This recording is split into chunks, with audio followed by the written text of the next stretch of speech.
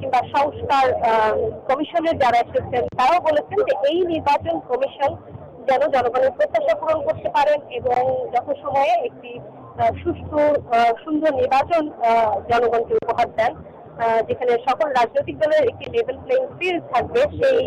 প্রত্যাশার কথা কিন্তু বলেছেন। বিএনপির দিক থেকে স্থায়ী কমিটির সদস্য ডক্টর মৌলভী মোশাররফ হোসেন, তার সঙ্গে আমাদের কথা হয়েছেন। তিনি বলেছেন যে যত দ্রুত সম্ভব, সেই কথাটি তিনি বলতে চান না, তবে যৌক্তিক সময় বলতে তিনি বলেছেন যে যেহেতু নির্বাচন কমিশন গঠন হয়ে গেছে,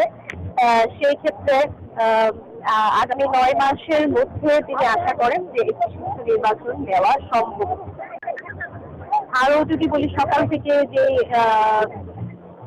ধারাবাহিকতা ছিল আজকের এই দিবসটি উদযাপনে, সেখানে সকাল 8:30টায়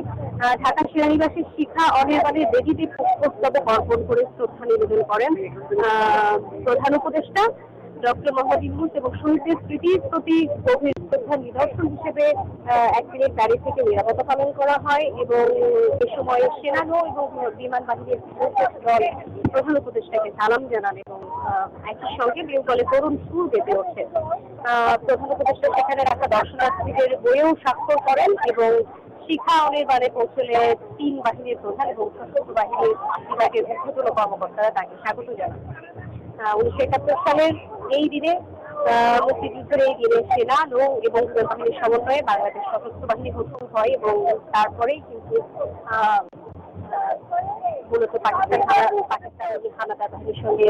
আমাদের লড়াই এবং তারপরে মুক্তির সেই স্বাদ বাঙালি জাতি পায়, যার কারণে এই দিবসটিকে সশস্ত্র বাহিনী দিবস উপলক্ষে প্রতি বছরই আসলে পালন করা হয়। একই সাথে আমি যদি অন্তর্বর্তীকালীন সরকার প্রধানের বক্তব্যকে ঘিরে আমি কি বললেন সেটি যদি বলতে চাই, সেক্ষেত্রে আবারও বলতে পারি, প্রধান উপদেষ্টা আজকে বিকেলের যে ভাষণ, সেখানে বেগম খালেদা জিয়া 3 বারের প্রধানমন্ত্রী ও বিএনপি চেয়ারপারসন হিসেবে তাকে এখানে আজকে অতিথি হিসেবে পেয়ে প্রথমেই তার প্রতি কৃতজ্ঞতা এবং ধন্যবাদ জানান এবং একই সাথে বিগত 12 বছর বেগম খালেদা জিয়ার কেন অনুপস্থিত ছিলেন